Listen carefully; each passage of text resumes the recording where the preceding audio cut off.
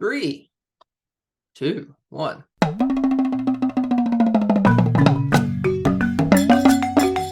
Welcome to this week's episode of 5 Questions with a Zookeeper. The Zookeeper is Jacob Norris. I'm Seth Norris, the man asking the questions. Today's deathisode, we're going to talk about animal murderers. This is inspired by an article in USA Today highlighting some of those. Mosquitoes obviously came in at number 1 with a bunch of deaths due to, the reasons, malaria, all that fun stuff. But we're going to talk about the other ones.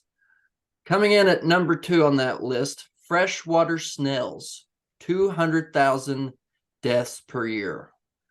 Why are freshwater snails so deadly? So it is not necessarily the snails that are the culprit, I guess. They play their part.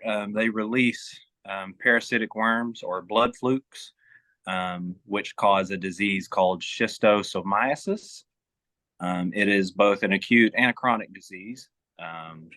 And the way that people are affected by this, the worms that they release enter your skin. So their larval forms will enter your body through the skin, and then they'll attach themselves to blood vessels and such. And that's where they'll kind of stay until they mature. And when they mature, they lay eggs, and those eggs are what start the whole process of that disease or infection. It is treatable. So most of the deaths that are caused by this are because it goes untreated. People don't really know what's going on, and it causes long-term damage to your organs and such. So they enter your body and then feed on you. Sleep good tonight. Yeah. Another one high on that list, the saw-scaled viper, which I had never heard of that. What is a saw-scaled viper? Saw-scaled vipers are the smallest species of the big four of snakes in the Indian subcontinent. So there are 4 species of snakes that are responsible for most of the, deaths from snake bites. And they are the smallest of those species. They also move by sidewinding. If you've ever seen sidewinders in the desert and how they move, that's also how saw-scaled snakes move as well. So yeah, they are found mostly in Asia and India as well. So yeah. Question 3 on that list, the assassin bug, 10,000 deaths per year. What's an assassin bug? That sounds pretty lethal in the name itself. I've never heard of the term assassin bug. They are, believe it or not, found around here.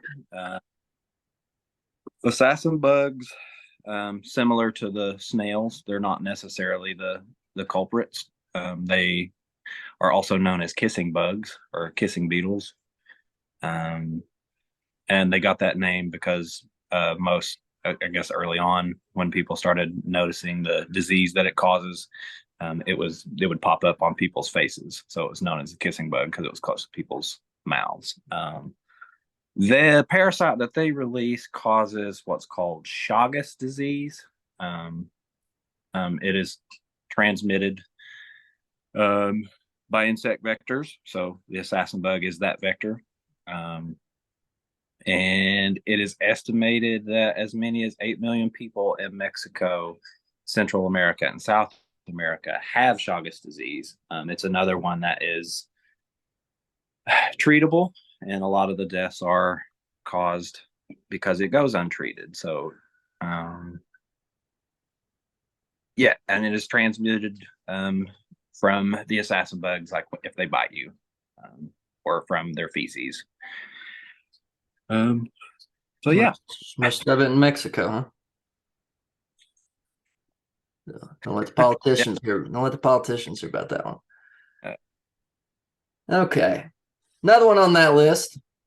what many people call cute, but thanks to social media, a lot of people are learning lately they're not so cute.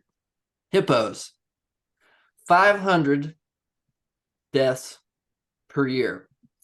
What's a fact about them that makes them a little more terrifying than some may think they already are, or some may not realize?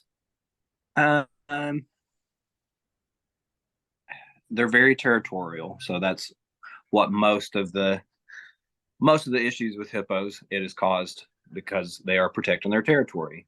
People are constantly moving in and making them have to leave their homes because humans are humans and we're taking over everything, unfortunately. So we're running things out of their homes, and most of the deaths I think occur when people are attacked on the water or near their water source, near their homes. So us invading their space. I guess one thing that could maybe make them look scarier. I don't know that it actually makes them more terrifying, but they secrete a substance through their pores that is a pinkish reddish color, and it's known as blood sweat.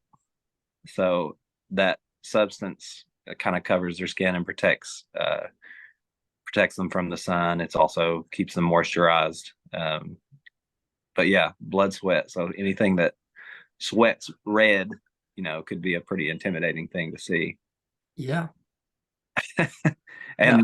also just sheer size of hippos. They're anywhere from 1.5 to like 4 or 5 tons. So Surprised that's big not animal. surprised that's not the name of the pre-workout drink. Blood sweat. Let's sweat. We Or better some horror movie. better Blood sweat. better copyright that.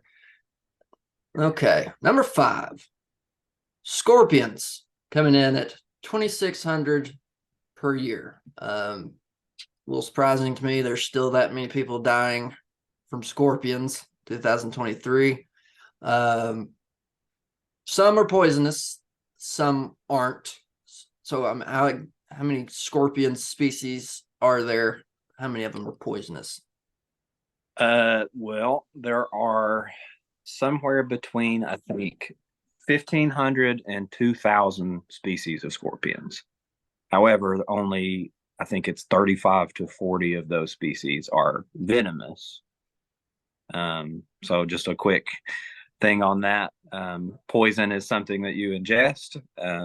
Venom is something that is injected into you. So when they stab you with those tails, they're injecting their venom into you. And I want to say like the number of those 35 to 40 species that are venomous, there's only a handful of them, I think, that are like medically significant venom, which you would then have to go to a hospital or somewhere to have it treated. And I think that's one of those reasons that why people die from it. If it's not treated or they don't get it treated in time, that venom could cause a lot of problems. Yeah. All right. There's the deathisode. Animals can kill you. Who knew?